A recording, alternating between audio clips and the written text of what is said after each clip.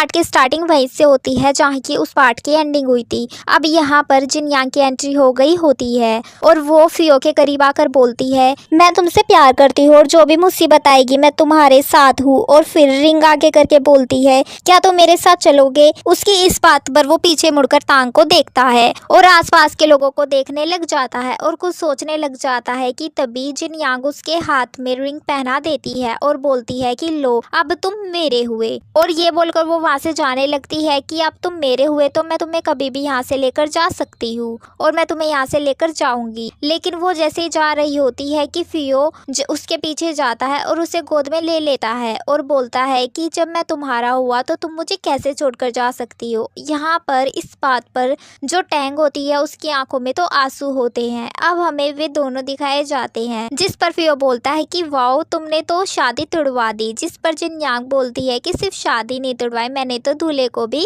अगवा कर लिया है। फियो से पूछता है कि अब चुआंग फैमिली या कोई और तुम्हें नुकसान पहुंचाने की कोशिश करे या तुम्हारी जान लेने की कोशिश करेगा तो क्या तुम्हें डर नहीं लग रहा है? जिस पर वो बोलते है कि जब तक तुम मेरे साथ हो बचाने के लिए मुझे किसी बात का कोई डर नहीं। और बोलते कि अगर तुम मेरे साथ नहीं गए तो मैं बार बार तुम्हारे पीछे आऊंगी। जिस पर फियो बोलता है कि मेरी वजह से तुमने काफी कुछ सहा है, मेरी गलती है, मुझे तुम्हें इन सब चीजों में नहीं घसीटना चाहिए था, बल्कि मेरे को तुम्हें पहले ही अपना सच बता देना चाहिए था। जब मैं पहले अब्रोड में था तो मेरे को फोन करके ग्रैंडपा को अपने जिंदा होने की खबर दे देनी चाहिए थी, लेकिन मुझे डर था कि ऐसा करने पर कहीं वे लोग मुझे भी मारने पे ना तुल जाए, क्योंकि जो तुम्हारा और शिनयांग का एक्सीडेंट था वो कोई एक्सीडेंट नहीं था, कोई इत्तेफाक नहीं था, बल्कि एक सोची समझी साजिश। और मेरे पेरेंट्स की भी जो डेथ हुई थी वो भी कोई कार एक्सीडेंट नहीं था, बल्कि सोची समझी साजिश के तहत उनकी जान ली गई थी। और अब हमारी सबकी जान खतरे में है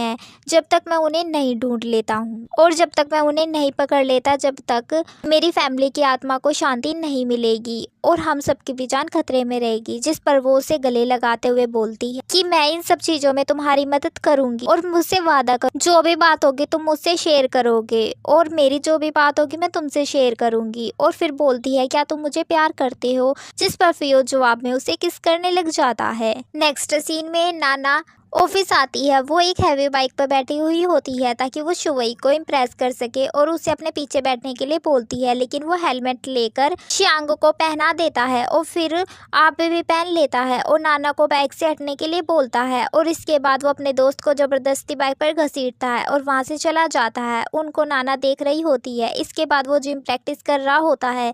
तभी फियो का दोस्त उसे शियो के पास भेजता है उसे इम्प्रेस करने के लिए, लेकिन वो उससे पंच मारने वाला होता है। तभी चिल्लाने लग जाती है तो वो वहीं रुक जाता है, जिस पर वो खुश हो जाती है। लेकिन इन दोनों को खुश देखकर शिनयांग बिल्कुल भी खुश नहीं होता है। तभी शुवई उसे पंच मारता है जिससे कि उसे चोट लग जाती है। दूसरी तरफ हमें टैंग दिखाई जाती है जो कि ज्यादा ड्रिंक कर कर वहीं पर सो रही होती है। उसका भाई बोलता है कि क्या हाल बना रखा तुमने, चलो अंदर जाकर सो, मैंने तुम्हें ऐसी परवरिश नहीं दी है कि तुम इतनी जल्दी टूट जाओ। लेकिन यहाँ पर टैंग बोलती है कि फियो ने मुझसे शादी तोड़ ली और वो मुझे छोड़कर चला गया, इसीलिए आपको मुझे अपनी बहन कहते हुए शर्म आ रही है ना, तो लो मैं ही चली जाती हूँ। वो घर बाहर की तरफ भागती है और उसके पीछे लिन भी होता है। वो कुछ दूर तक भागते हुए फिर गिर जाती है तो लिन उसे आकर उठाता है और वो बोलती है बदले में कि तुम भी मुझ पर हंसने आए हो ना, मेरे दूल्हे ने मुझे छोड़ दिया। और फिर चिल्लाकर बोलती है कि हाँ मेरे दूल्हे ने मुझे छोड़ दिया, इसलिए मैं बहुत ज्यादा खुश हूँ, मैं पूरी दुनिया को कैसे बताऊं कि मैं खुश हूँ। और फिर लिन के गले लगकर वो रोने लग जाती है। इसके बाद हमें वे दोनों साथ में बैठे हुए दिखाए जाते हैं, पर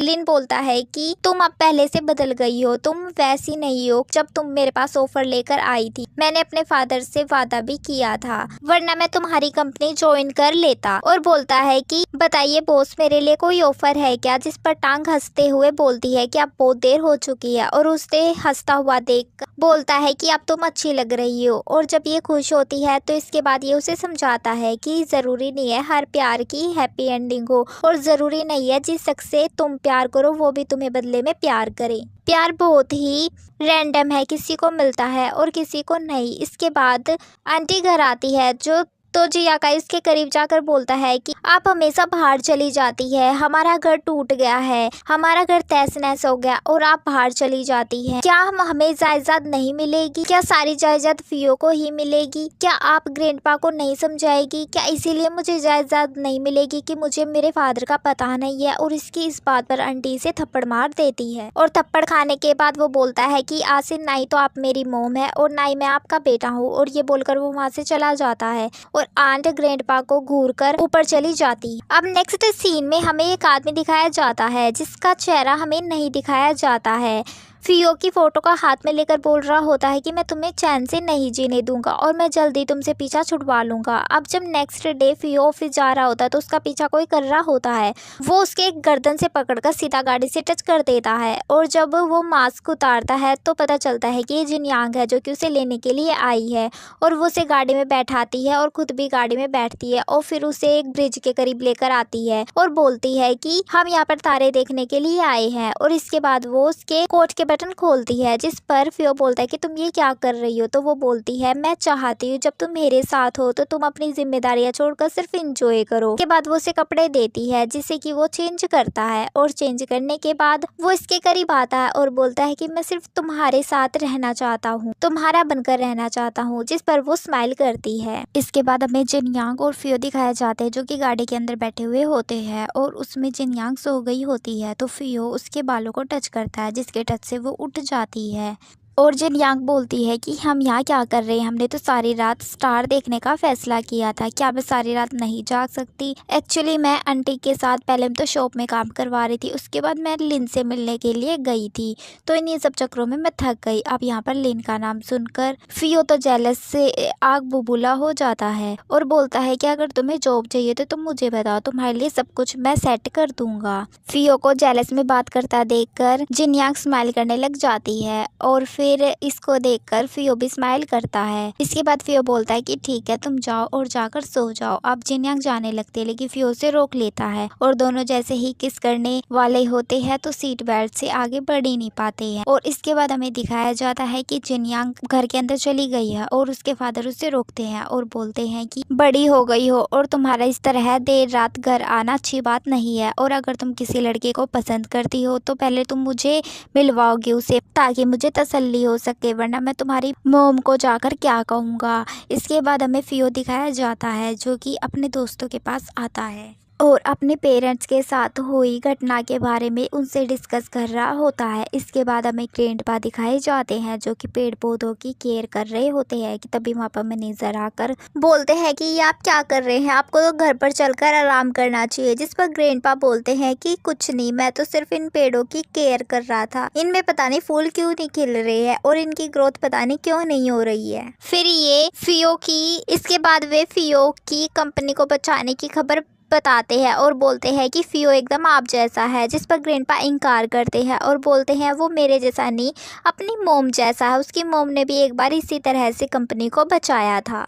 इसके बाद हमें फियो दिखाया जाता है जिसके पास जियाकाई आता है और आकर बोलता है कि मैंने सभी शेयर होल्डर्स को बोल दिया है कि इस कंपनी में रिस्क है, अब देखते हैं कि तुम क्या करते हो और तुम्हारे पास 10 दिन का टाइम है और 10 दिन के बाद देखेंगे कि इस कंपनी का असली मालिक कौन बनेगा, तुम या मैं। इसके बाद फियो एक स्माइल पास करता है और उसके करीबियों को जाने के लिए बोल देता है। अब जियाकाई को वो अपने तरीके से सबक सिखाता है और ये मुझे बताने की जरूरत नहीं है कि उसने किस तरह से उसको सबक सिखाया होगा, लेकिन इन दोनों के बीच में बातचीत चली रही होती है तभी जिनयांग की कॉल आ जाती है और यहाँ पर जिनयांग बोलती है कि मेरे को आने में थोड़ा लेट हो जाएगा क्योंकि मुझे ज़रूरी काम आ गया है, लेकिन मैं जल्दी से काम को ख़त्म करके रात को मिलते हैं। जिनयांग को फियो की कमज़ोरी समझकर जियाकाई जिनयांग को और इस कंपनी को उससे छिन जाने की धमकी देकर वहाँ से चला जाता है। दूसरी तरफ नाना अपनी कॉमिक्स लेकर बाहर बैठी शुवे का इंतजार कर रही होती है कि तभी वे दोनों बाहर आते हैं तो नाना उसके करीब जाकर बोलती है कि क्या तुम मेरे साथ डिनर पर चलोगे, लेकिन जिस पर सुवई कुछ भी नहीं बोलता है और चुपचाप वहाँ से चला जाता है। लेकिन दूर खड़े श्यांग को ये सब देखकर बिल्कुल भी अच्छा नहीं लग रहा होता है। नेक्स्ट सीन में हमें फियो दिखाया जाता है जो कि अपने पेरेंट्स के पुराने ऑफिस में आता है, लेकिन वो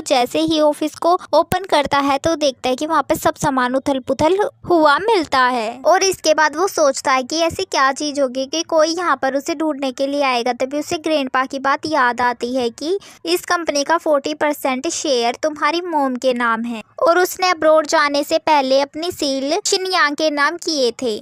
और ये याद आने के बाद उसे तुरंत जिया काई की भी बात याद आती है कि उसने कहा था कि 10 दिन के बाद जिसके पास कंपनी के सबसे ज्यादा शेयर होंगे वो ही कंपनी का असली मालिक होगा। मतलब कि ये काम जिया काई ने ही करवाया होता है। और इससे उसको ये भी अंदाजा हो जाता है कि जिनयांग की जान खतरे में है। इसके बाद वो अपने हैकर दोस्त को कॉल करके बोलता है कि मुझे फैमिली के सभी के फोन की डिटेल्स चाहिए। इसके बाद फियो उस जगह पर आता है जहाँ पर जिनयांग और लिन दोनों काम कर रहे होते हैं। जिनयांग तो उसे देखकर स्माइल पास करती है और वो खुश भी हो जाती है, लेकिन फियो यहाँ पर उसे इग्नोर करके साइड वाली टेबल पर जाकर बैठ जाता है। अब वो गुस्से में ज्यादा ड्रिंक कर लेती है और जैसे ही वो पार्किंग में जाने लगती है तो उसका पीछा कोई कर रहा होता है। जिनयांग यहाँ पे रोते हुए बोलती है कि तुमने मुझे इग्नोर क्यों किया, लगता है तुम मुझे आप प्यार नहीं करते। पर कितना बड़ा खतरा है, लेकिन यो उसको पता लगने ही नहीं देता है और बिना उसे पता लगे ही वो सारे किडनैपर्स को मार देता है। और उसे बिजी रखने के लिए वो बोलता है कि आंख बंद कर मेरी कार ढूंढो, मैं तुम्हें एक गिफ्ट दूंगा, एक सरप्राइज दूंगा। जिस पर वो ढूंढने लग जाती है और इसके बाद वो सारे गुंडों को मार देता है।